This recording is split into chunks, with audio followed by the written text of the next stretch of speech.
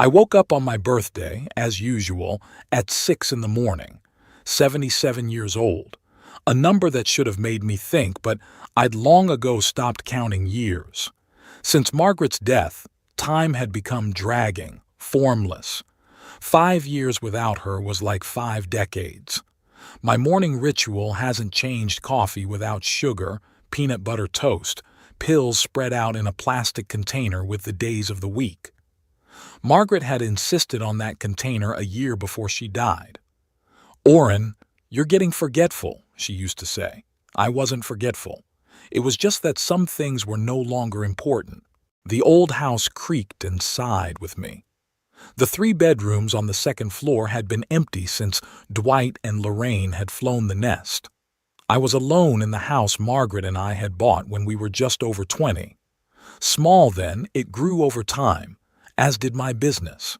The outbuildings, the porch, the 2-car garage, all built with my hands.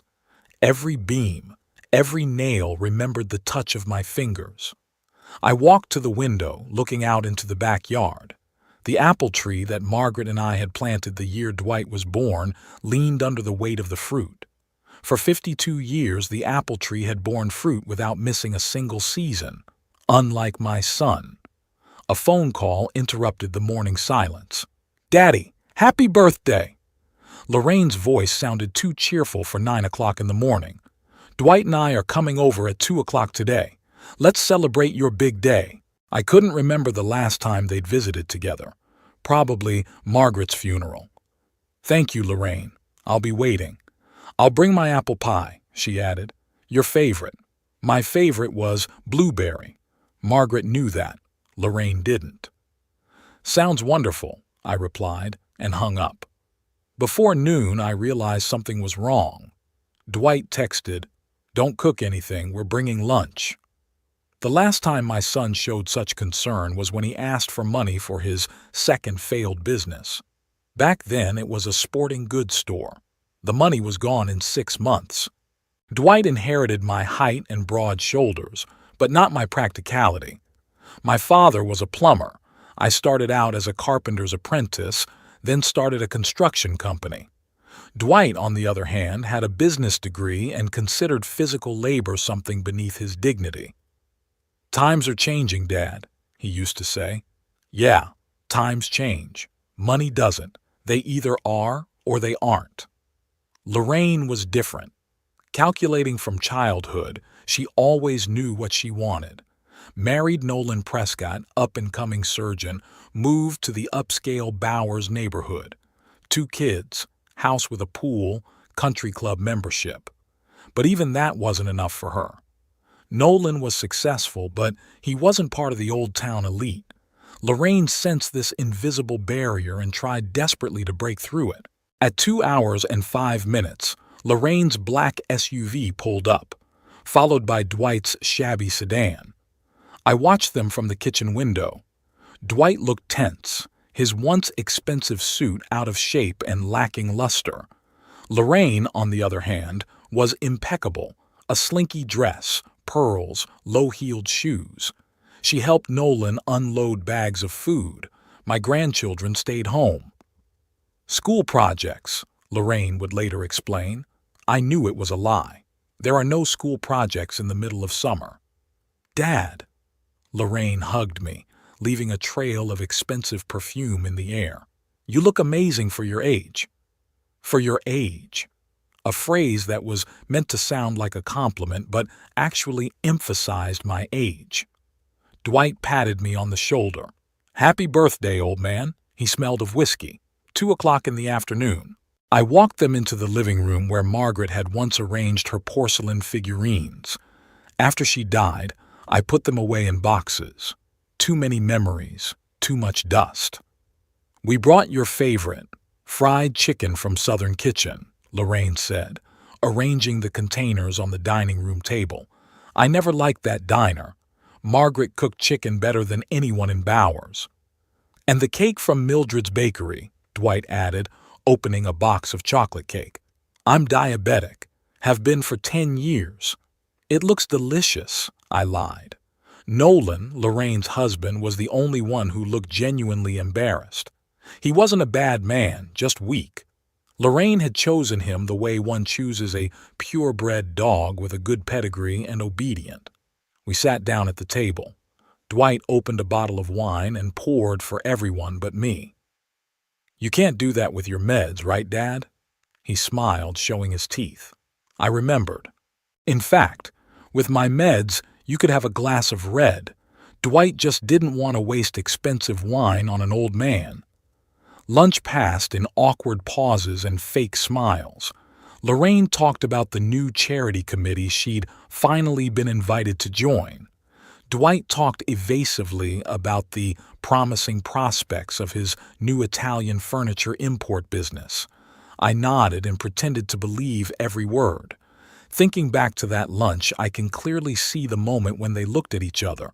A brief glance between brother and sister, the signal for a pre-planned conversation to begin.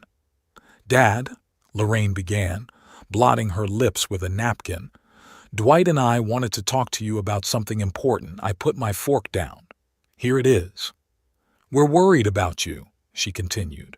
"Living alone in such a big house, forgetting to take your medication." "I don't forget to take my medicine," I interrupted. "Remember last month when you said you couldn't find your blood pressure pills?" Dwight intervened. "And then Mrs. Finch found them in the mailbox?" "I did put the pills in the mailbox once, but not because I forgot.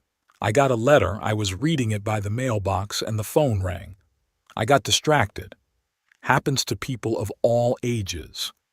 "One mistake," I answered. "It's not just that." Lorraine touched my hand with her cold fingers. "The house needs constant maintenance. The roof leaks, the porch steps are wobbly. What if you fall? Who's going to help you?" I looked at Dwight. He was studying his fingernails. "What's your point?" I asked him bluntly. They looked at each other again. "We found a great place," Dwight began. "Bowers Pines. It's not a regular nursing home, but a real senior community. Your own apartment, yet 24-hour nursing care, communal dining, activities." "I'm not moving into a nursing home," I cut him off. "Don't call it that, Dad," Lorraine grumbled. "It's an active retirement community. George Hammond lives there, remember him? You used to work together. George Hammond was an accountant for my company. He had a stroke at 65 and his daughter put him in the Pines." "I'm not George," I said, "and I'm fine here." "Dad, be reasonable." Dwight raised his voice. "This house is too big, too old. If you sell it now, you'll get good money. Enough for the Pines, and you'll have a decent amount left over. That's it. Money. Always money." "What about the house?" I asked, even though I already knew the answer. "There are interested buyers," Dwight answered too quickly. The neighborhood was becoming prestigious, and land was getting more expensive. I remembered Margaret planting roses along the path to the house, how Dwight and Lorraine ran under the sprinkler on hot summer days, how we sat on the veranda in the evenings, listening to crickets and making plans for the future. "No," I said.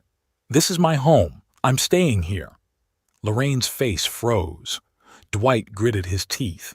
"Dad, you don't understand," Lorraine began. "We're worried about your safety. What if something happens to you when you're alone?" "The same thing that happens to everyone," I replied. "I'll die, but in my own home, not among strangers." "That's selfish," Dwight blurted out. "You're only thinking about yourself. What about us? We have to worry all the time about whether you're okay." I could barely keep from laughing. Dwight called me once a month, if not less. Lorraine only stopped by when she needed something. "When was the last time you worried about me?" I asked quietly. "When you came just for fun, not for a party, not for money." There was silence. Nolan studied his plate, clearly wishing he were anywhere but here. "It's not fair, Dad," Lorraine said at last. "We all have our own lives. I have kids. Dwight has a business. We can't visit you every day." "I'm not asking for every day," I replied. "But maybe more than once every 6 months." After I said that, dinner was effectively over. We were still at the table, but we weren't talking. Lorraine began to collect the dishes, clattering them loudly. Dwight went out on the porch to smoke, even though he'd quit 10 years ago. As I walked them to the door, Dwight lingered. "Think about our offer, Dad," he said. "It's for your own good." I watched them drive away and thought about how things had changed. When Margaret was alive, they used to come more often. Not out of love for me, out of love for her. Margaret was the center of our family, the sun around which we all orbited. When she died, the orbits broke. The children became distant, preoccupied with their own problems. I returned to the house and sat in my chair. Unopened greeting cards from the children lay on the table. Inside, I knew, would be the standard wishes and signatures, not a word about what was really going on in their lives. And there was a lot going on. I knew more than they realized. Dwight's problems with creditors, his latest business on the verge of bankruptcy, about Lorraine trying desperately to make her way into Bowers high society, but the old money wouldn't take her in, despite all the fundraisers and club memberships. I didn't know this because they told me. The small town of Bowers kept few secrets from those who knew how to listen, and I did. And I also knew something my children didn't. Silent investments made decades ago, companies registered to shell companies, real estate bought through third parties. Margaret understood. "Why all this complexity, Orrin?" she asked. "To see people for who they are," I answered. If Dwight and Lorraine had known the real extent of my fortune, they would never have shown their true faces. I went up to the second floor, to the small room Margaret called my office. There, in an old safe behind a painting, were stored documents, evidence that humble builder Orrin Caldwell was far from as simple as he seemed. Today's conversation was no surprise to me. I'd been expecting something like this ever since I'd noticed Dwight looking around the house on his last visit, pricing it not as a family legacy, but as an asset. I wasn't mad at my kids. I was disappointed. Disappointed that money meant more to them than family. That the house they grew up in was just real estate for them to sell. That their elderly father had become a burden to be rid of. Looking at the old pictures on the wall, Margaret and the kids at the beach, the first day of Lorraine High School, Dwight with a baseball bat, I wondered where we'd taken a wrong turn. What had I done wrong in raising them? Maybe I worked too hard. Maybe I'd given them too much, or, conversely, too little. Margaret was a better judge of these matters. "Children need more than a roof over their heads and food on the table," she said. "They need your time." I didn't give much time. There was always work, projects, deadlines. I was building houses for other people, and I left my own home unattended. And this is the result. But it's not too late to teach my kids a lesson. Probably the last lesson I'll ever be able to teach them. A lesson about values, about consequences, about what's really important in life. I pulled out of the safe a file on an apartment building in downtown Bowers, the house where Dwight had been living in a rented apartment since his ex-wife kicked him out of their shared home. The house where Nolan Prescott, Lorraine's husband, had a clinic office on the top floor. The building was owned by a company called Margaret Investments. I named it after my wife, but neither Dwight nor Lorraine had ever associated the company with me. They didn't even know it existed. I ran my fingers over the documents, pondering the next step. Not about revenge, about justice, about one last lesson that could change my children for the better if it wasn't too late. A phone call interrupted my musings. "Grandpa?" It was Meredith, Dwight's daughter. "Happy birthday. I'm sorry I didn't come." Of all the grandchildren, Meredith was the only one who ever really visited me. Not often. Her father didn't approve of us hanging out, but sincerely. "Thank you, Meredith. How are you doing?" "I'm good. Dad said you two were fighting about the house. News travels fast in Bowers." "Not really a fight, just a disagreement. He wants you to move to the Pines." "Yes. Don't do it, Grandpa," she said seriously. "You won't like it there. Gemma volunteers there. She says it's a terrible place despite the pretty brochures." Gemma was Meredith's friend, smart girl studying social work. "Don't worry," I replied. "I'm not going anywhere." After talking to Meredith, I sat in the chair for a long time, staring out the window at the setting sun. A plan began to form in my head, a plan that would take time, patience, and the help of a few trusted friends. I picked up my cell phone and dialed a number. "Ted, it's Orrin. I need your help." Theodore Lockett had been my lawyer and friend for over 40 years. He knew everything about my affairs, including the existence of Margaret Investments and other companies. "What's wrong, Orrin?" he asked. "It's time to put Plan B into action," I said. "The kids want to evict me." After talking to the kids on my birthday, there was a lull. Lorraine called 3 days later, her voice tense as a string. "Dad, have you thought about our offer?" "Yes," I answered. My decision hadn't changed. There was a pause. I could almost physically feel her irritation seeping through the phone line. "Okay," she said finally, "but promise to at least think about it again. We care about you." That was the end of the conversation. Dwight didn't call at all. 2 weeks went by like that. I continued to live my normal life. Breakfast at 6 in the morning, a walk to the post office, reading the newspaper on the veranda, an occasional game of chess with Ted Lockett in the park. On Thursday, exactly 3 weeks after my birthday, I went out for my usual morning walk. The sky was clear, the air fresh from the night's rain. I took my standard route, through the park, past the old library, to the Stamford Bakery for fresh bread. Myra Stamford, the owner of the bakery, saved a loaf of rye for me every Thursday. "Orrin, there was a call for you," Myra said when I came in. "Your daughter, looking for you." I frowned. Lorraine never called the bakery. She didn't even know about my habit of coming here on Thursdays. "When?" "About 20 minutes ago. Said she couldn't reach you at home. That's weird." I didn't turn my phone off. "What else did she say?" "Nothing much.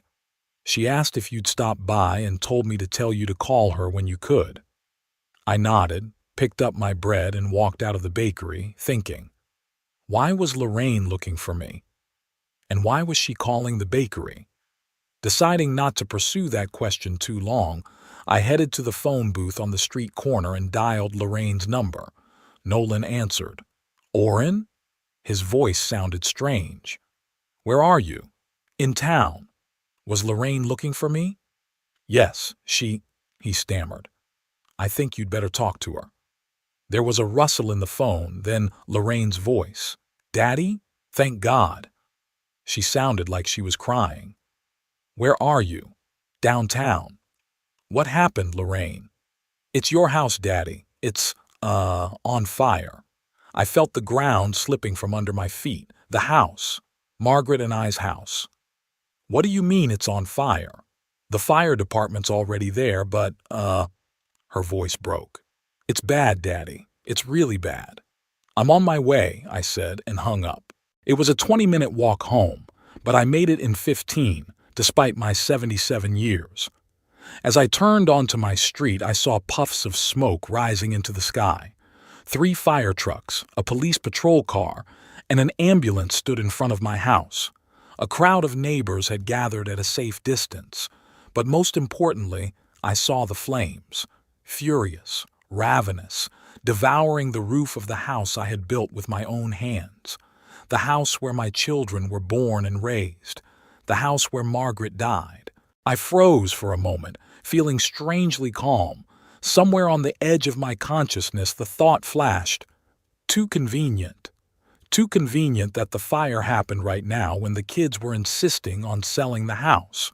Too convenient that Lorraine wasn't looking for me at home, but at the bakery I went to on Thursdays. Too convenient that this Thursday was the only day of the week that Mrs. Finch's neighbor wasn't home. Her daughter took her every Thursday for the day. "Daddy!" Lorraine rushed to me, her face wet with tears. Behind her was Dwight, pale with a lost look on his face. "We thought. We were afraid." She didn't finish her sentence, but I understood. They thought I was inside. They were afraid I was dead. Or were they hoping?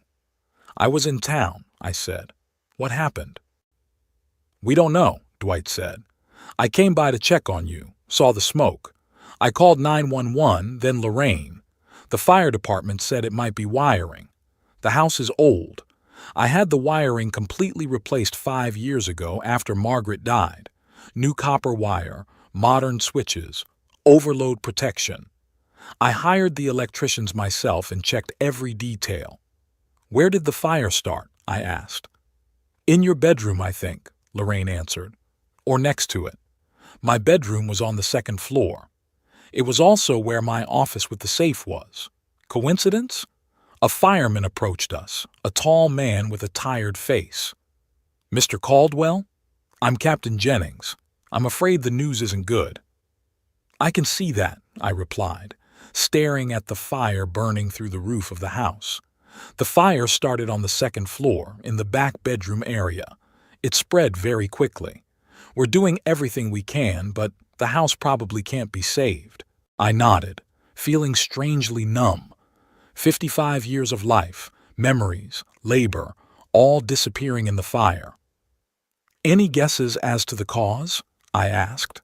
The captain hesitated. It's too early to say. We'll investigate when the fire is out. But there was a call from your son that you might be inside. We did as much of a search as we could. As you can see, I'm here, I said. Yes, that's good, the captain nodded. Do you have a place to stay for the near future? Before I could answer, Lorraine intervened. He's coming with me. We've already decided everything. I looked at my daughter. Her eyes were red with tears, but there was something else in them. Relief? Determination? 3 hours later, the fire was out, but all that was left of the house was a charred frame. The roof collapsed, the walls blackened with soot. My whole life was reduced to ashes. Let's go, Dad, Lorraine said softly, taking me under her arm. There's nothing more to do here. I let her lead me to the car. Dwight sat behind the wheel, Lorraine in the back seat next to me. All the way to her house, she held my hand like she was afraid I'd disappear. At dinner, Dwight and Lorraine were unusually thoughtful. Lorraine cooked my favorite roast beef, a dish she had never made before. Dwight opened a bottle of good whiskey and poured me one without saying a word about the medication. Dad, we have to talk about the future, Lorraine began when we finished eating. The future? The house. It's destroyed. It'll take months to rebuild, if it can be rebuilt at all. And the insurance company might not cover everything completely, given the age of the building. I've thought about that, I said. We'll see what the insurance company says. But even if they do, Dwight interjected, you have to think about whether it's worth rebuilding. Maybe it's a sign that it's time to move on. A sign? I raised an eyebrow. Do you believe in signs now, Dwight? He averted his eyes. You know what I mean. You could have used the insurance money to settle in at Bowers Pines. Lorraine and I talked to the management. They've got a great apartment opening up overlooking the park. How convenient, and how quickly they got it all organized. I'm not ready to make that kind of decision yet, I said. I need to deal with the aftermath of the fire first. Of course, Dad, Lorraine stroked my hand. We just want you to know that you have options, and we're here for you. There was so much fake concern in her voice that I barely restrained myself from laughing in her face. Instead, I nodded and took a sip of whiskey. 2 days later, the results of the preliminary fire investigation came in. Captain Jennings had personally brought them to the Lorraine house. Mr. Caldwell, he handed me a folder. Here's our report. Not good news, I'm afraid. I opened the folder and looked through the documents. What caught my eye was the phrase, probable cause, faulty electrical wiring in the wall between the bedroom and the study. Like I said, the wiring was completely replaced 5 years ago, I pointed out. The captain nodded. We've taken that into account, but even new wiring can be improperly installed or damaged by rodents. We found signs of melting in this particular area. I noticed that Lorraine and Dwight exchanged quick glances. I see, I said. Thanks for your work. When Jennings left, Lorraine sat down next to me. "See, Dad? It was just an accident. No one could have seen it coming." "Yeah," I agreed. "No one could have." Dwight cleared his throat. "Dad, Lorraine and I were thinking, maybe you should at least watch the pines. No strings attached. Just to look around." I looked at my kids. They were clearly nervous, waiting for my answer. "Okay," I said finally. "Let's go and have a look around." The relief on their faces was almost palpable. Bowers Pines was exactly what I'd expected, a sterile complex with smiling staff and faceless apartments. Mrs. Ross, the director, gave us a tour with a practice speech about comfort and safety. I pretended to be impressed, asked the right questions, and eventually agreed to put down a deposit on an apartment. A week after the fire, I moved into Bowers Pines. Lorraine and Dwight helped me get settled in, bought new clothes to replace the ones that had burned, and brought some personal items that had been stored at Ted's. They were unusually attentive and caring. The day we moved in, Lorraine brought me a stack of papers. "Dad, these are from the insurance company. They've agreed to pay for the house, but it's less than we expected. Something to do with depreciation and old wiring." I went through the paperwork. The amount was indeed below the market value of the house, but still significant. "And another thing," Lorraine continued, holding out another folder to me. "These are the papers for you to live here. You need to sign a contract and a few other papers." I opened the folder and began to read. A standard nursing home contract, and a separate document, a power of attorney to manage your finances. "What's that for?" I asked, pointing to the power of attorney. "It's standard procedure, Dad," Lorraine explained. "The Pines require someone to be responsible for paying for your living expenses, just in case you can't manage your own finances." "I'm still sane, Lorraine." "Of course you are, Daddy. No one's saying otherwise. It's just a formality. I signed the living arrangements, but I put off the power of attorney. I need to discuss it with Ted. He's always helped me with legal matters." Lorraine frowned but nodded. "Of course, Dad, of course, but don't take too long. The administration needs all the paperwork." When the kids left, I sat back in my chair and stared out the window for a long time. Their plan was obvious: set the house on fire, get me to move to the Pines, get control of my finances. They didn't know that I had guessed their intentions. They didn't know that the key documents were safe with Ted, and they absolutely did not know about Margaret Investments and my other assets. The next day, I met Willow Tanner, the young social worker at the Pines. Unlike the rest of the staff, she didn't speak to me condescendingly or use that special tone that people save for young children and the elderly. "Mr. Caldwell," she took a seat next to me in the common room, "how are you settling in?" "Not bad," I answered. "The food could be better, though." She laughed sincerely, not out of politeness. I couldn't agree more. I myself prefer to eat at the cafe across the street. We talked some more. She was intelligent and observant, rare qualities in this place. As she was leaving, I asked, "Miss Tanner, do you happen to know Gemma? She's a social worker too, a friend of my granddaughter's." Willow raised her eyebrows in surprise. "Gemma Parker? Yeah, we went to school together. She volunteers here sometimes." "Small world," I smiled. "Indeed," she paused. "Mr. Caldwell, if you need anything, feel free to contact me. I'm here every day from 9 to 5. When she left, I pulled out my cell phone and called Ted. "What's the situation?" he asked. "Everything's going according to plan," I replied. "The kids bought it. They think I'm a helpless old man they can fool around with." "Did they try to get power of attorney?" "Yeah, today. I said I wanted to discuss it with you." "That's smart. Gives us time." "Ted, I need your help. It's time to put the next part of the plan in motion." "Are you sure, Orrin? It's, a drastic step." I looked out the window at the manicured lawn of Bowers Pines, where nurses walk the elderly like children in a daycare center. "Absolutely," I replied. My children need to learn what it means to be homeless, what it means to lose everything in one day. Maybe it will teach them to appreciate what they have." Ted sighed. "Okay, I'll get the paperwork ready.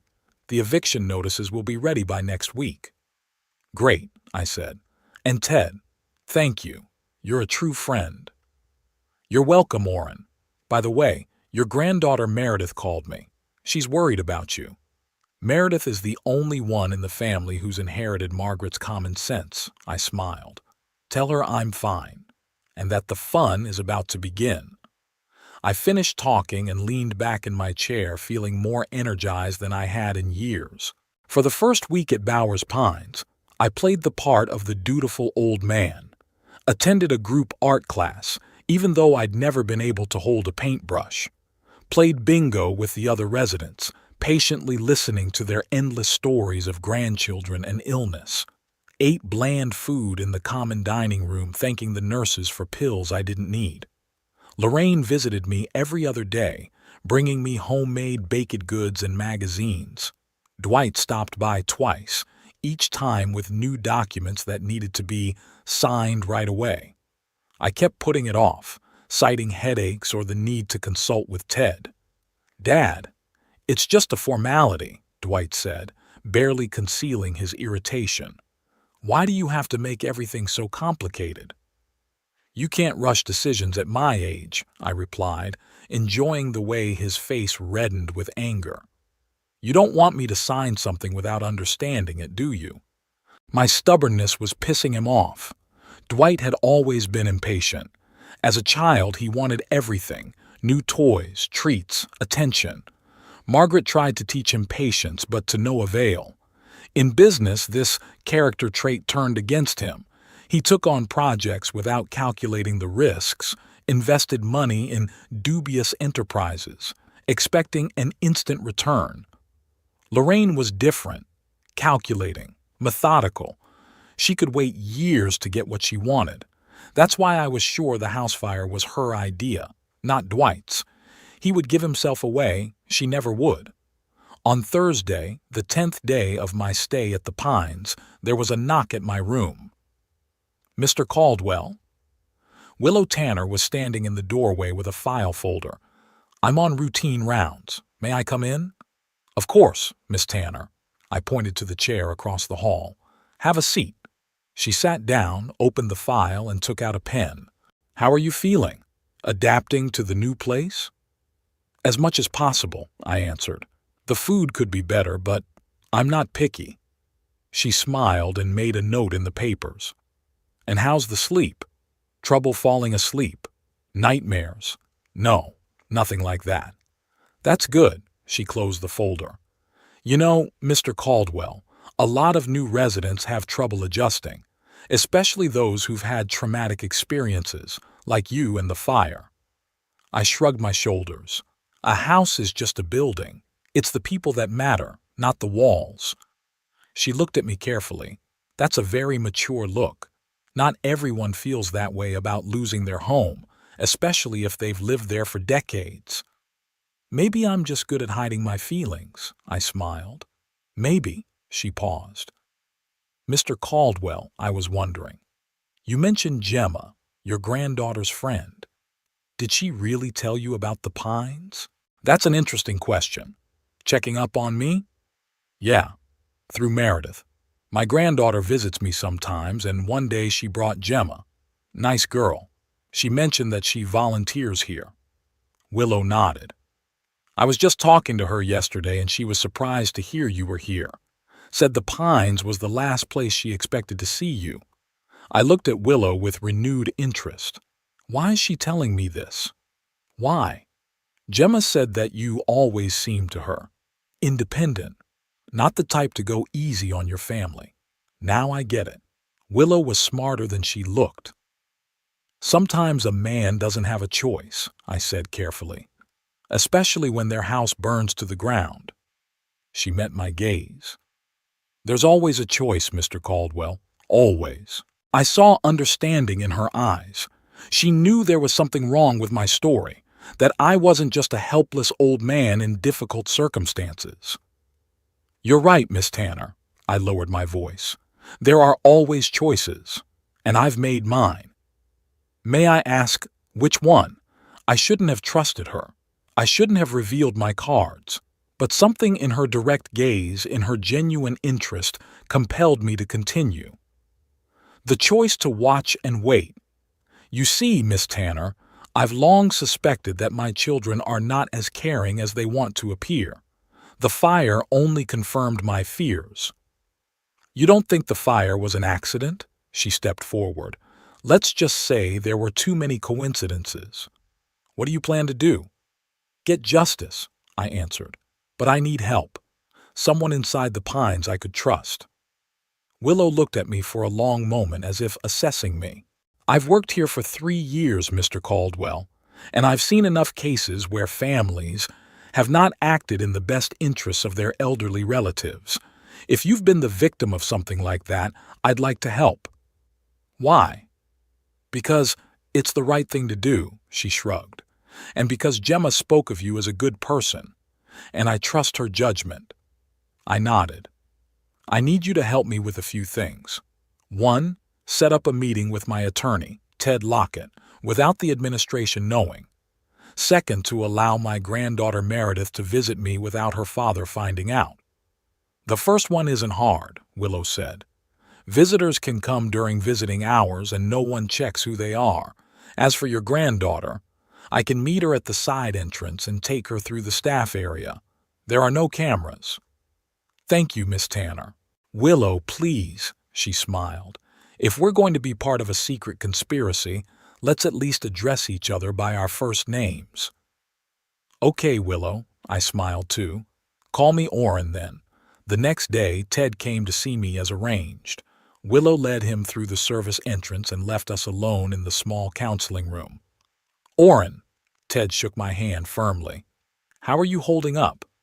Better than they think, I pointed to a chair. Sit down. We don't have much time. Ted took a folder of documents out of his briefcase. I've got everything you asked for. The eviction notices are ready to go. All I need is your signature. I took the documents and looked through them. Everything was exactly the way I wanted it. That's great, Ted. When can you send them out? Tomorrow. But Orrin, are you sure you want to go that far? They're your kids no matter what. I put the papers aside and looked at my old friend. They stopped being my children the moment they decided they could burn down the house I built with my own hands. The house where they themselves had grown up. The house where their mother died. Ted sighed. I understand your pain, but there are other ways to punish them without throwing them out on the street.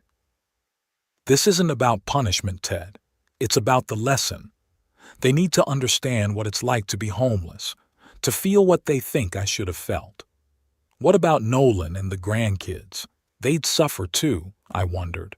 Nolan, Lorraine's husband, was a weak man but not evil, and the children, they're not to blame for their parents' sins. I have a plan for them too. Nolan can keep his practice.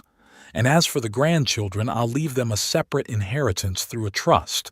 But Dwight and Lorraine have to feel the consequences of their actions. Ted shook his head but picked up the pen and handed it to me. It's your decision, Orrin. I'll support you, whatever you choose. I signed the papers and handed them back to Ted. Thank you, friend. Now, on to other business. How are things going with Margaret Investments? It's all good.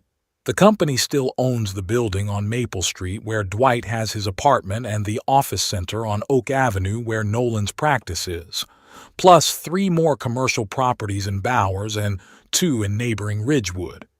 The tenants are paying their rent? Yeah, no problem. The company's accounts are funded every month. I nodded, satisfied. Margaret Investments was my most successful venture. The company, named after my wife, owned much of the commercial real estate in Bowers. I started it 30 years ago when I realized the city was going to grow. I bought abandoned buildings, restored them, and rented them out. Things went so well that soon I was able to buy properties in neighboring towns as well. Neither Dwight nor Lorraine knew this company existed.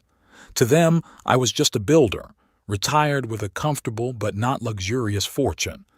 They didn't realize I was one of the largest landowners in the county. "What about insurance for the house?" I asked. "The company has launched an investigation. They suspect arson." I smiled. Not surprising. Dwight had never been particularly smart about that sort of thing. If they proved arson, there would be no payout, and there could be trouble with the police. "I wasn't counting on that money," I said. "But if it goes to the police, well, that's their problem, not mine."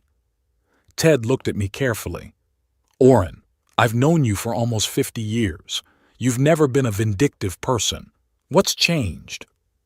I turned away to the window, looking out at the neatly trimmed lawn of Bowers Pines. Margaret had always been a buffer between me and the kids. She smoothed out the sharp edges, protected them from my bluntness and me from their selfishness. When she died, that protection disappeared, and I saw my children for what they really were: greedy, calculating, willing to step over their own father for money. "Maybe you're being too hard on them." "Ted, they burned down my house." I turned to him.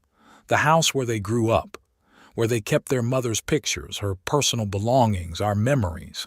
They destroyed it all for money. How can I be lenient with them?" Ted couldn't find anything to say. "There's something else," I continued. "I want to rewrite the will, eliminate Dwight and Lorraine completely." "And who will you leave the inheritance to?" "Part of it to Meredith. She's the only one in the family who really cared about me. Part to charity, the Bowers Senior Citizens Fund, and a portion to the city to build a new community center. Let them know that Orrin Caldwell wasn't just a grumpy old man." Ted nodded. "I'll draw up the paperwork, but we'll need a notary for that. Willow might be able to help. She knows someone who could come here unofficially." "Are you sure you can trust her?" "No," I answered honestly. "But I don't have a choice, and she seems sincere." "Okay." Ted gathered the documents in his briefcase. "I'll send out the eviction notices on Monday. That'll give us the weekend to get everything ready." "Thank you, Ted, for everything." After he left, I sat in the chair for a long time, thinking about what I'd done. Part of me had doubts. After all, they're my kids, whatever they are. But the other part, the stronger part, demanded justice. They needed to learn a lesson they would remember for the rest of their lives.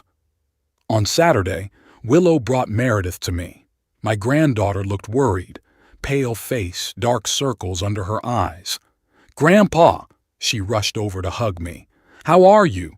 Daddy won't let me visit you. He says you need time to adjust." "I'm fine, Meredith," I pointed to the chair. "Sit down. We need to talk." Willow discreetly walked out, leaving us alone. "What's going on, Grandpa?" Meredith asked when we were alone. "The fire, you moving here. It all happened so fast." "Too fast," I agreed. "Don't you think?" She frowned. "I talked to Gemma. She said that fires like this, well, they're not always accidental. Smart girl, just like her grandmother." "So what do you think?" "I don't know what to think." She shook her head. "I mean, it's impossible, isn't it? Daddy and Aunt Lorraine couldn't—" "Burn down my house?" I finished for her. "Why not? Your father's on the verge of bankruptcy. His last business failed. Creditors are demanding repayment. And Lorraine's desperate to break into Bowers high society. It takes money, more money than Nolan makes. How do you know about Daddy's business?" "Bowers is a small town, Meredith. People talk, and I'm a good listener." She looked at me with her eyes wide open. "But still, setting a house on fire, that's a crime." "Greed makes people do terrible things." I took her hand. "But that's not why I called you here. I need your help." "What kind of help?" "In the next few days, your father and aunt will receive certain news. They'll be shocked and angry. Perhaps they'll come here to make a scene." "What news?" "Eviction. You see, Meredith, I own the building where your father lives, and the building where Nolan's clinic is." She looked at me stunned. "How?" Dad always said you put all your money into your house and small savings. Your father only knows what I let him know, I smiled. I have a company, Margaret Investments, named after your grandmother. That company owns a lot of real estate in Bowers, including the buildings where your father and Aunt Lorraine live. And you're going to evict them? Meredith shook her head. Grandpa, that's cruel. No more cruel than burning down your father's house, I pointed out. They need to learn a lesson, Meredith, what it's like to be homeless overnight. She was silent for a long time, digesting the information. What can I do to help? She finally asked. I need eyes and ears in the family. When your father gets the notice, he'll be furious. I want to know what he'll do, what he'll talk to Lorraine about. You're asking me to spy on my dad? I'm asking you to help me protect myself, I corrected. Your father and aunt think I'm a helpless old man who can be manipulated. I want to show them that they're wrong. Meredith was silent again, looking down at the floor. I don't know, Grandpa.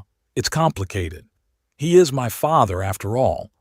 A father who was willing to burn down his own father's house, I reminded her. Think about it, Meredith. One more thing. I'm rewriting my will. Everything I own will be divided between you, the charity, and the town of Bowers.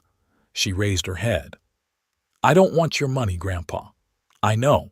That's why you're going to get it. Unlike your father, you've never been greedy. Meredith sighed. Okay, I'll help.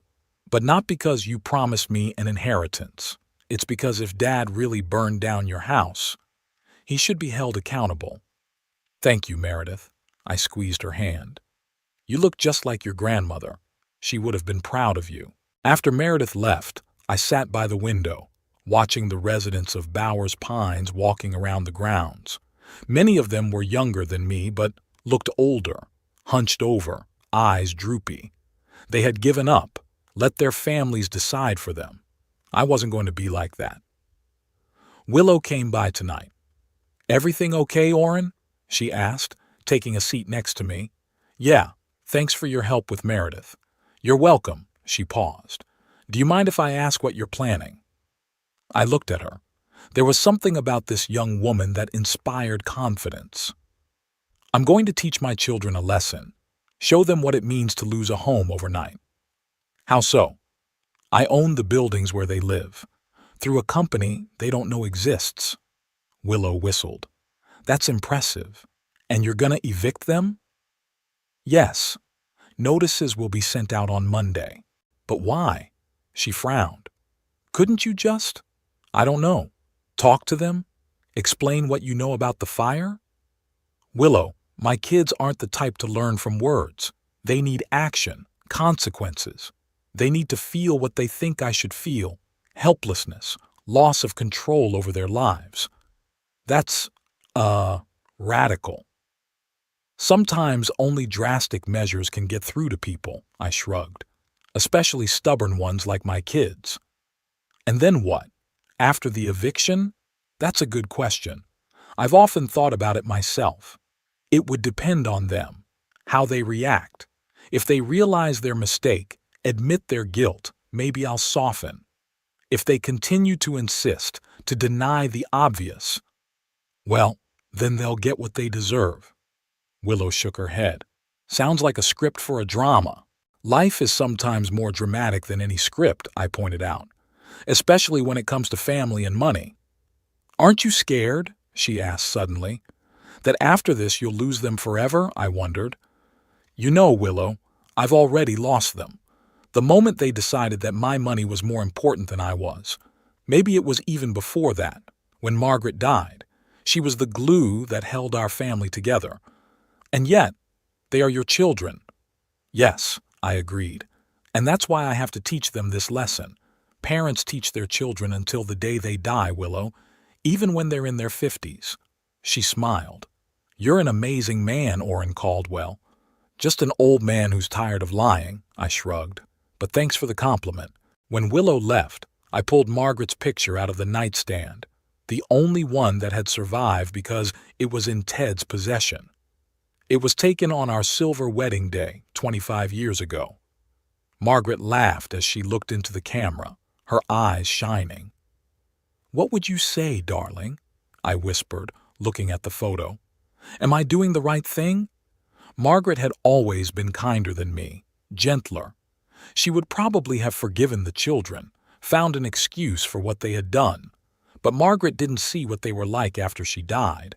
She didn't see the cold calculation in Lorraine's eyes, Dwight's desperate greed. I tucked the photograph back into the nightstand and lay on the bed, staring at the ceiling. The plan was set in motion, the machine in motion. On Monday, Ted would send eviction notices, and my children's lives would change forever. They would learn what it meant to lose everything in an instant. They'll learn that their father isn't as simple as they thought. It will be a brutal lesson, but a necessary one. Monday morning, Ted mailed the eviction notices. I knew it wouldn't take long, and I was right. By lunchtime, my phone was ringing off the hook. Dwight called first, his voice shaking with rage. "Dad, you won't believe what happened. Some company called Margaret Investments sent me an eviction notice. I only have 30 days to vacate the apartment. There's been a mistake." I acted surprised. "Margaret Investments? I've never heard of that company. Why are they evicting you?"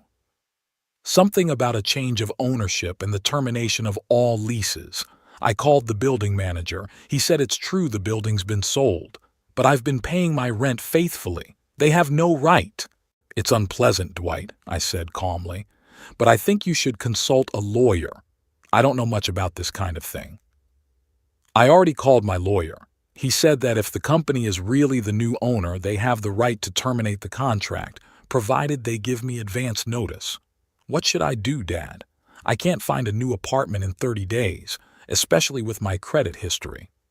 "Maybe you could stay with Lorraine temporarily," I suggested it. "She's in the same situation," Dwight exclaimed.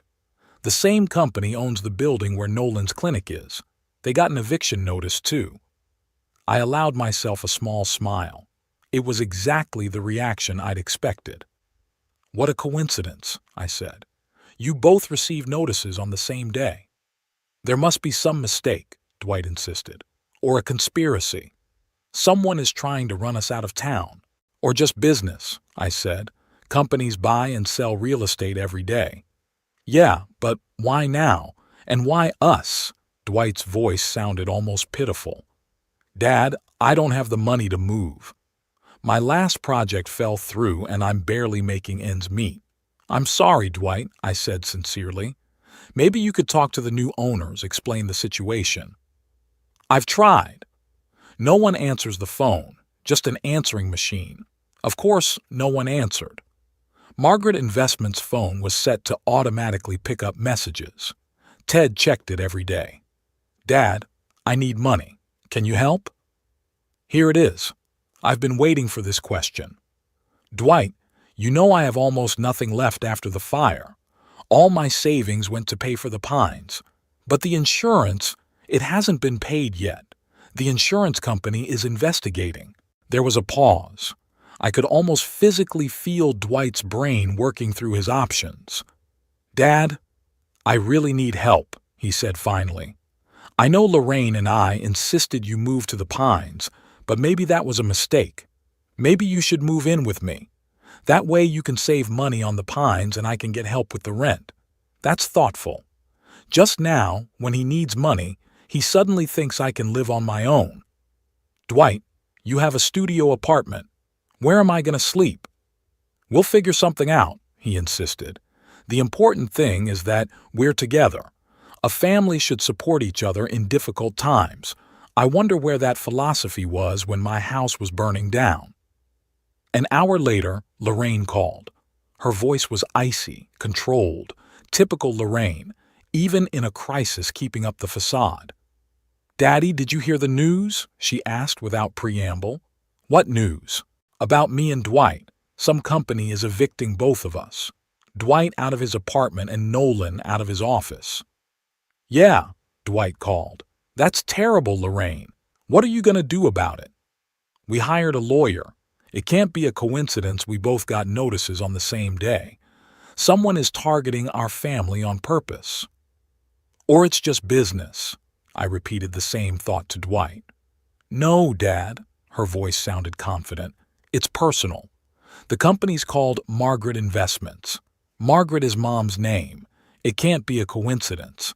Lorraine had always been observant and more perceptive than Dwight. What do you mean? I don't know, she sighed. Could it be someone who knew Mom? Someone who has a reason to take revenge on our family? Margaret died 5 years ago, I pointed out. Why would someone wait that long? I don't know. The irritation in her voice finally broke through. But I'll find out. Nolan can't lose his clinic, Dad. He's worked for years to build a reputation. If he has to move, he'll lose patience. Maybe you can negotiate with the new owners. I suggested it. Explain the situation? We're trying. But no one's answering the phone, and the company's address is a mailbox at a law firm in Ridgewood. Which firm? Lockett and Associates, Lorraine said. I've never heard of them. Ted was careful, but not so careful that he would change the name of his firm. It was a small mistake that could have cost us a lot. After talking to Lorraine, I called Ted. They've hired a detective, I said without preamble, and a lawyer. Lorraine had noticed the connection to Margaret's name. That's to be expected, Ted replied. Don't worry, the paperwork's in order. The company is legally registered, all taxes paid. They'll need a very good detective to trace the connection back to you. What about your company? Lorraine mentioned the name. That's not a problem. I represent hundreds of clients. Margaret Investments is just one of many. I hope you're right, I said. How are things going with the insurance company? They're almost done investigating. Preliminary conclusion is arson. They found traces of accelerant at the origin of the fire. So, there's no payout? Probably not. And what's more, they might turn the case over to the police. Thursday, Willow came to me with an update. Your daughter was here, she said, sitting down next to me in the garden, talking to Principal Ross. About what? About you being here. Asked if she could take you home. The director said it was possible, but it would require a refund of some of the fees you paid. So Lorraine came up with the same idea as Dwight, using the money I paid to the Pines to solve her own problems. What else did she say? She asked about your health, how you were adjusting, the usual questions. But I got the feeling she was interested in something else. Like what? Your financial situation, Willow lowered her voice. She asked if all the necessary paperwork had been signed, especially regarding financial management. The director said no, that you had delayed signing some of the paperwork. And how did Lorraine react? She wasn't happy. Said she'd talk to you about it. I nodded. Everything was going according to plan. The kids were desperate and looking for any way to get the money. In the evening, Lorraine called just as Willow had predicted. Dad, I talked to the director of the Pines. She said you haven't signed all the paperwork yet. What paperwork? The power of attorney for financial management. Dad, this is important. What if something happens to you? Who's going to pay for you to stay there? I'm in perfect health, Lorraine, and I'm capable of managing my own money. No one's saying otherwise. Her voice sounded too hasty. It's just a formality for your own safety. You know, I've been thinking about what Dwight said, I said, changing the subject. About moving in with him. Maybe that wouldn't be such a bad idea. I could save money on the Pines. What? Lorraine clearly wasn't expecting that. Dad, you can't live with Dwight. He has a tiny apartment and he's going to be homeless soon. Well, then maybe I could move in with you. You have a big house. That would be difficult, Dad. We have a very busy schedule, the kids, Nolan's work. I understand, I said. So when you talk about family support, you only mean my money, not actual help. Dad, that's not fair. On the contrary, Lorraine, it's totally fair. You and Dwight insisted I move to the Pines, claiming I couldn't live on my own. But when it comes to me living with one of you, suddenly, it's impossible. You don't understand, her voice trembled. We're in a very difficult situation right now.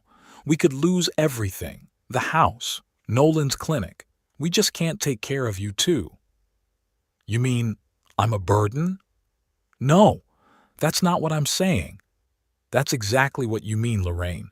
I'm a liability when it comes to my comfort, but a great asset when it comes to my money. Daddy, please, her voice softened. We're in a desperate situation. If you sign the power of attorney, we can use some of your savings to solve our problems. We'll pay you back later, I promise. What if we don't have enough? What then? It should be enough, she said confidently. You have insurance on the house, don't you? The insurance company refuses to pay, I said. They suspect arson. There was a long pause. Arson? Her voice sounded strange. Why would they think that? They found traces of accelerant, gasoline or something. It's awful, Dad. Who would do something like that? I don't know, Lorraine. I really don't.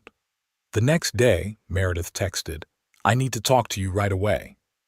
Willow had arranged for us to meet at Pines Park in a far corner of the grounds where no one could overhear us. Grandpa, things are getting complicated, Meredith said as soon as we sat down on a bench. Dad and Aunt Lorraine are in a panic. The detective they hired found a connection between Margaret Investments and Mr. Lockett. Which is to be expected, I nodded. What are they planning to do? They're going to go to Mr. Lockett and demand an explanation. And if he doesn't tell them who's behind the company, they're going to threaten to sue him. When are they going to see him?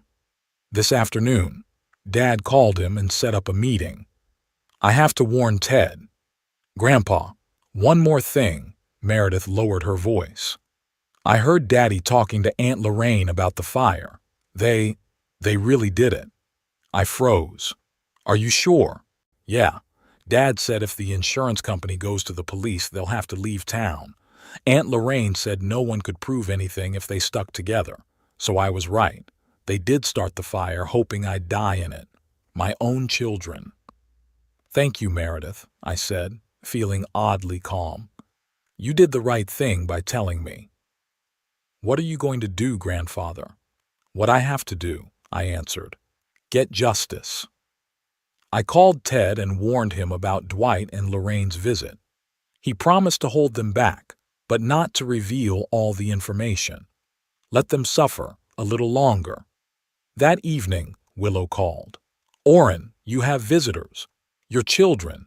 They're, furious. Take them to my room, I said, preparing for the inevitable confrontation. Dwight was the first to enter, his face red with anger.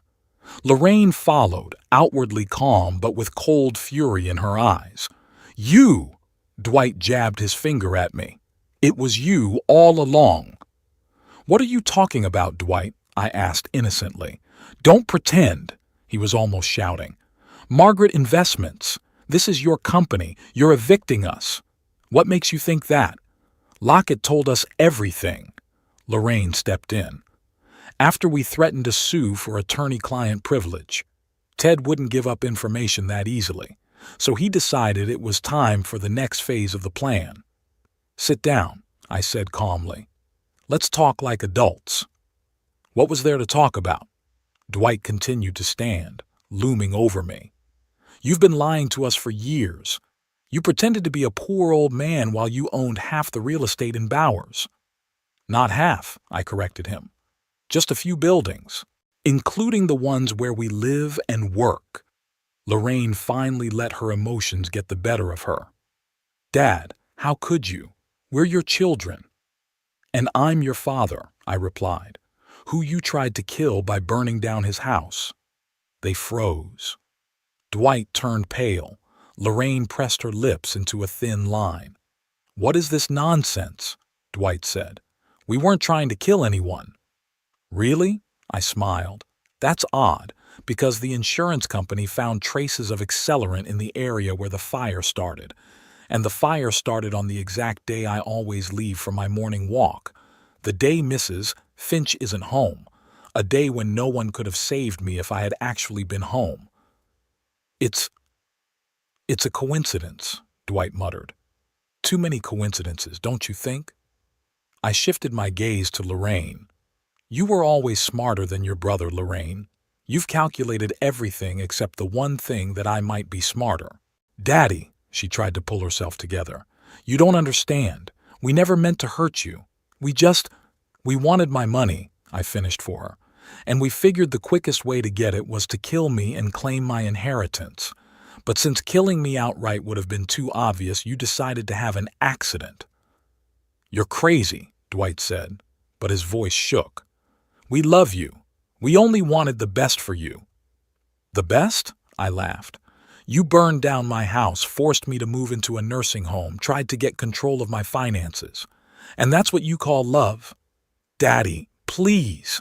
Lorraine sat down next to me, her voice soft, pleading. We made a mistake. We were desperate.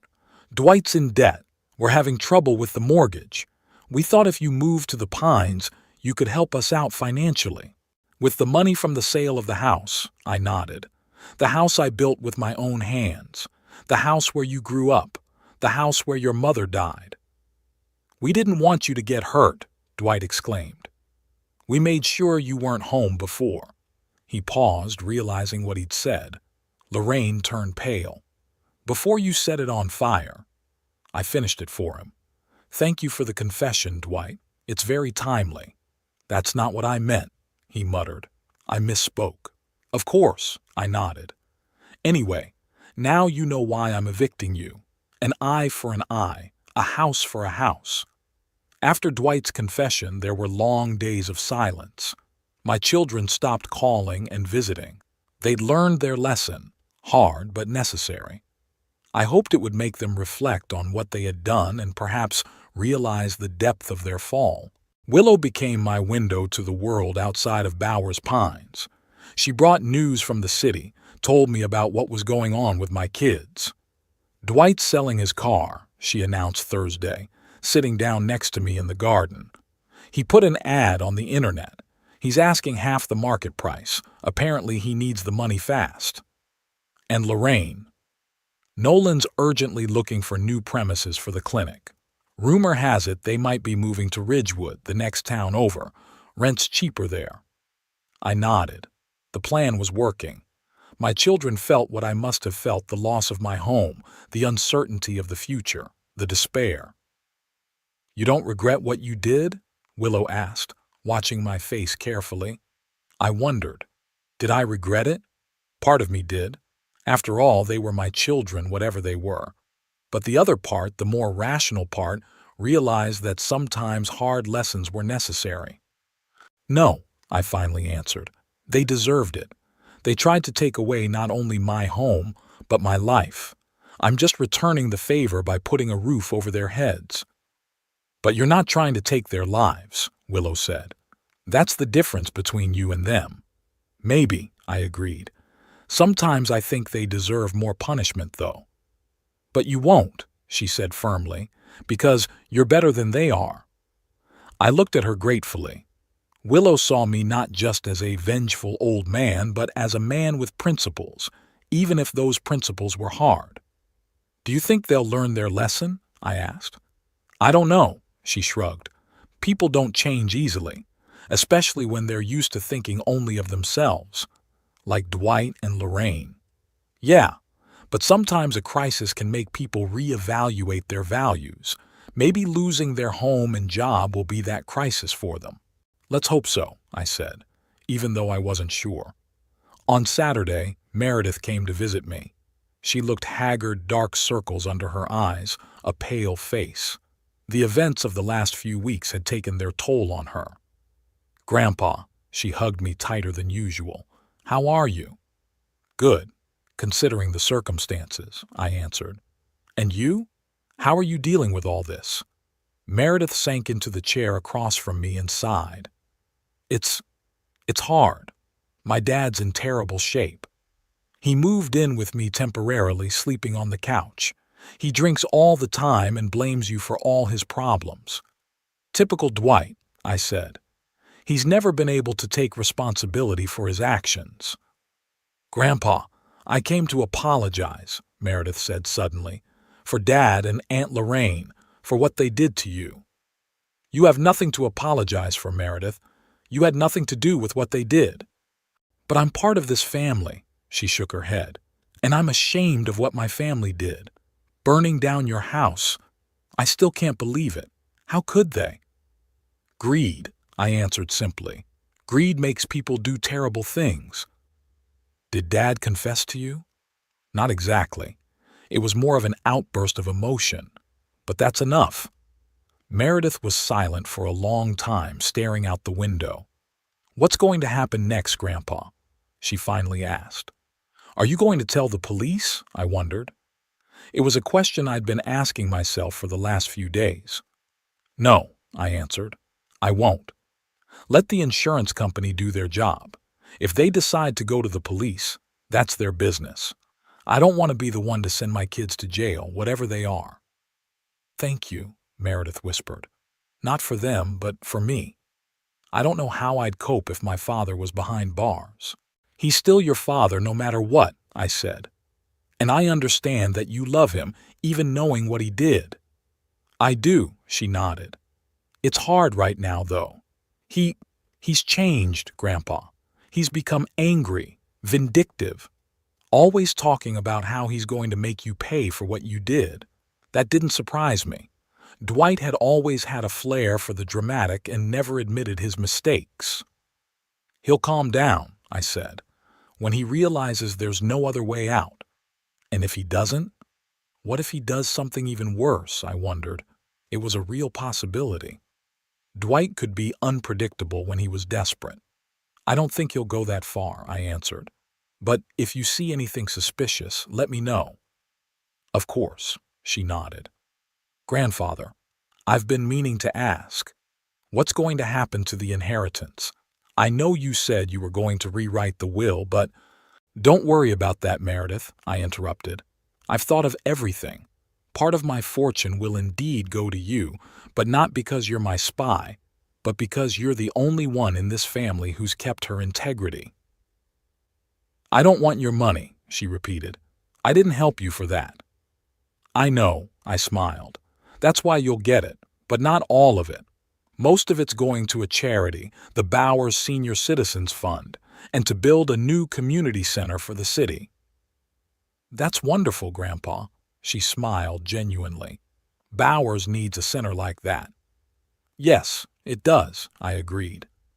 Margaret had always said that the town lacked a place where people of different generations could come together, where kids could learn from old people and old people could feel needed. We talked for a long time, about my life in the Pines, about her studies, about her plans for the future. Meredith wanted to be a social worker like her friend Gemma, helping people who can't help themselves. You'd be a great social worker, I said. You have what it takes to be a social worker: empathy, patience, and a strong moral compass. Thank you, Grandpa, she smiled. That means a lot to me.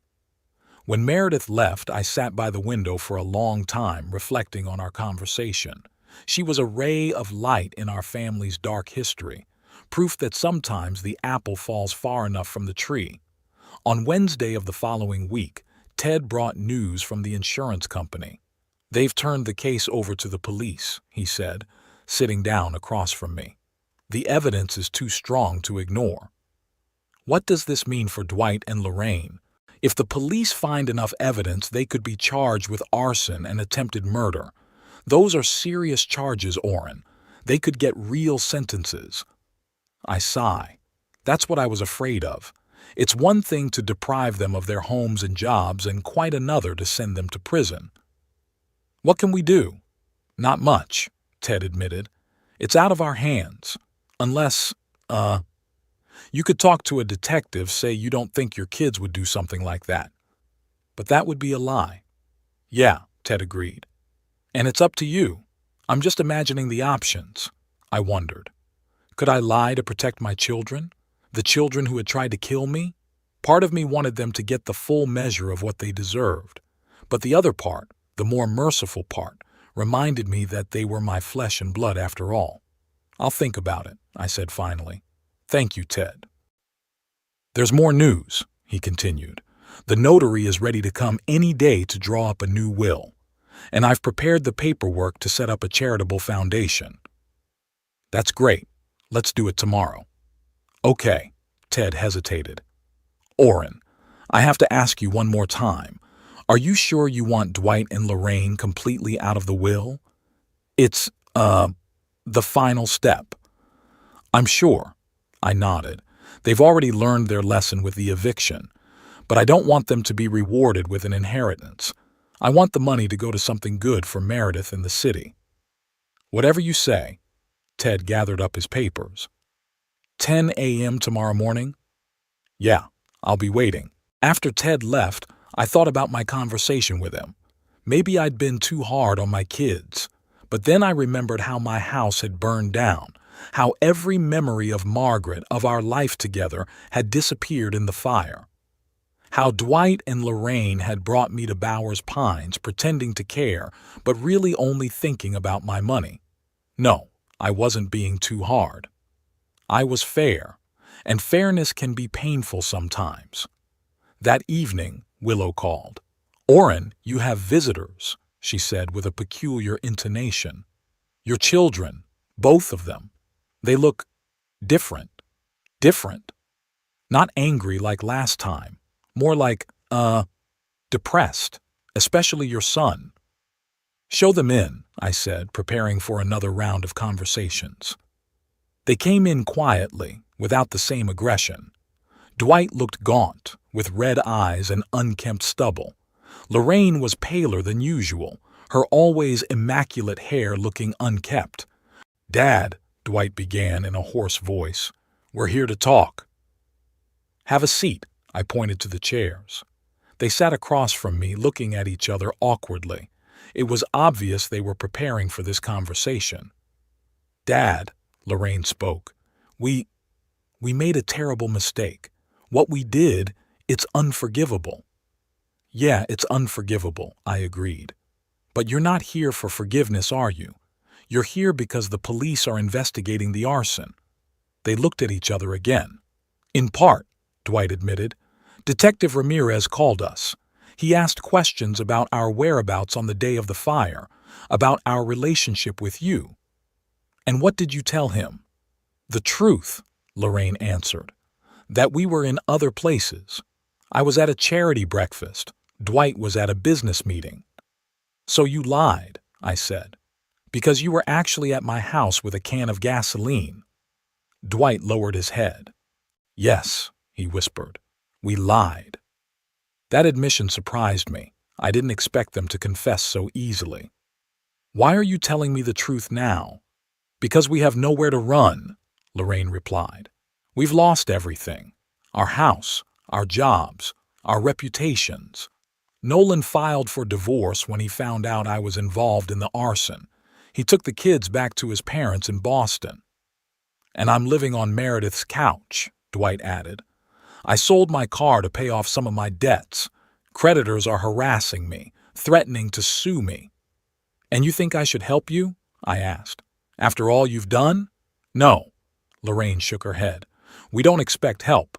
We're here to confess and to apologize, even though we know that's not enough. Apologize? I raised an eyebrow. For trying to kill me? We didn't mean to kill you, Dwight exclaimed. We checked to make sure you weren't home. We knew you went for a walk every Thursday morning. What if I had changed my habits? If I had decided to stay home that day? They were silent, unable to find an answer. You risked my life for money, I continued, for a house you could sell, for an insurance policy you could have gotten. We were desperate, Lorraine whispered. Dwight was in debt. My marriage was falling apart. There was only one way out. Kill my father and take his money, I finished for her. That's a great way out, isn't it? We deserve to be punished, Dwight said in a suddenly firm voice. And we got it. You deprived us of everything, just like we tried to deprive you. That's fair. I looked at my son carefully. For the first time in a long time, there was something real in his eyes. Realization, remorse, acceptance of responsibility.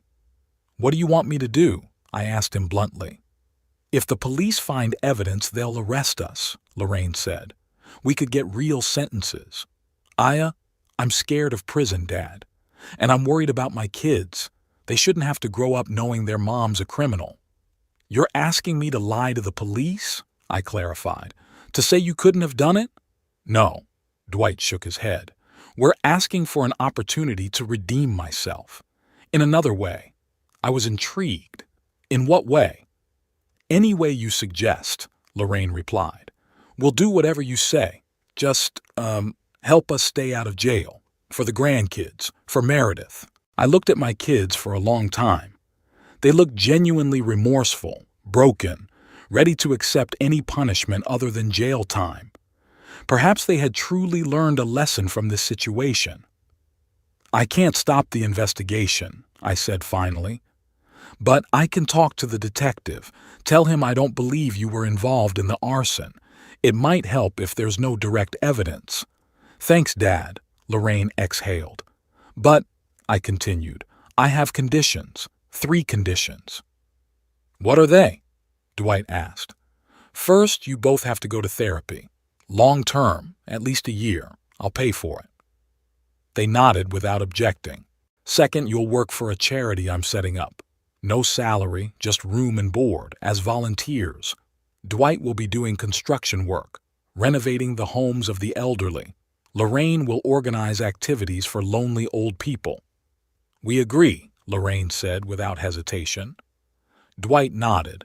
And third, I paused, you must publicly confess what you did, not to the arson that could get you arrested, but that you tried to manipulate me, to force me to sell the house and move to the Pines against my will, to confess to everyone you know in Bowers. It was the hardest condition of all, public humiliation, losing face in front of the whole town. Dwight and Lorraine always cared about their reputations, especially Lorraine, who aspired to the high society of Bowers. It's complicated, Dwight muttered. But fair, Lorraine said suddenly. We agree, Dad, on all terms. I looked at my daughter with a new respect. Maybe there was something of Margaret left in her after all, the ability to admit her mistakes and accept the consequences. Okay, I nodded. Then I'll talk to Detective Ramirez. But keep in mind, if there's direct evidence, fingerprints on the canister, witnesses, I can't help you. We understand, Dwight said.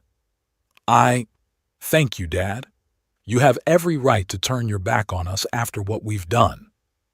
You're my children, I said simply. Whatever you are. After they left, I called Ted and told him about our conversation. Are you sure they're sincere? He asked doubtfully. It could be another manipulation. Maybe, I agreed, but I want to give them a chance. One last chance. You were always softer than you wanted to appear, Ted said with a smile in his voice. Margaret knew it. Yes, I smiled at the memory. She always saw right through me. The next day, Ted brought a notary and we signed a new will. I'd made a change not excluding Dwight and Lorraine completely, but leaving them a small portion of the inheritance, provided they worked at least 5 years for the charity. The bulk still went to Meredith and the city of Bowers to build a community center. I also talked to Detective Ramirez as promised, told him that despite our differences, I didn't believe my kids could have set the house on fire. He listened carefully, took notes, but made no promises. We are following the evidence, Mr. Caldwell, he said, but your opinion will be considered. A week later, Meredith brought unexpected news. Grandfather, you won't believe it. The police have arrested Victor Sloan for setting your house on fire. Victor Sloan? I was genuinely surprised. The owner of the auto repair shop? Yeah. Turns out he'd been wanting to buy your lot for years to expand his business. You refused to sell, so he decided to speed things up. But how did they find him? They found a canister with his prints on it near the fire, and some witness saw his car outside your house that morning. I was stunned. All this time, I was convinced that Dwight and Lorraine set the fire. Their behavior, the coincidences, The circumstantial evidence, everything pointed to them. And their confession. Did they take the fall for someone else's crime? Are you sure it's true? I asked Meredith. Could it be a mistake? Sloan confessed. Grandpa. Completely. Said he didn't mean to kill anyone, just wanted you to sell the lot after the fire. I leaned back in my chair, trying to comprehend this information. So Dwight and Lorraine hadn't set my house on fire. They were guilty of wanting to use the fire to their advantage, of trying to manipulate me and gain control of my finances, but not the arson. I need to talk to them, I told Meredith. Immediately. Dwight and Lorraine arrived an hour later. They looked confused, not understanding why I'd called them so urgently. Victor Sloan, I said without preamble. He'd been arrested for burning down my house. They looked at each other, a look of genuine surprise on their faces. Victor Sloan? Lorraine asked. The one from the auto shop? Yeah, I nodded. He confessed. He wanted me to sell the lot after the fire. But, Dwight hesitated. We thought that you did it, I finished for him. And you admitted it to me. Why? Again, the long look between brother and sister. Because we felt guilty, Lorraine finally said. We didn't start the fire, but we wanted your house to burn down. We talked about it. We planned it. We just didn't have time to do it. And when the house did burn down, Dwight continued, we decided it was a sign, an opportunity to get what we wanted, the money from the sale of the lot, your move to the Pines. We were so preoccupied with our own problems that we didn't even think about the possibility that someone else might have done it, Lorraine admitted. When you blamed us, we just accepted the blame, because in our hearts we were guilty. I looked at my children and saw something in them that I hadn't noticed before, the capacity for remorse. They were willing to take the blame for a crime they hadn't committed because they knew in their hearts that they deserved to be punished for their intentions. You know, I said after a long pause, Margaret has always believed that there is good in everyone, even in the most misguided souls. I often argued with her, saying that some people were just hopeless. She would reply, "No one is hopeless, Orrin. Some just need more time to find their way." Lorraine's eyes filled with tears. She always saw the best in us, she whispered, even when we didn't see it ourselves. Yes, I agreed. And maybe she was right. Maybe there really is something worthwhile in you, something that could be saved.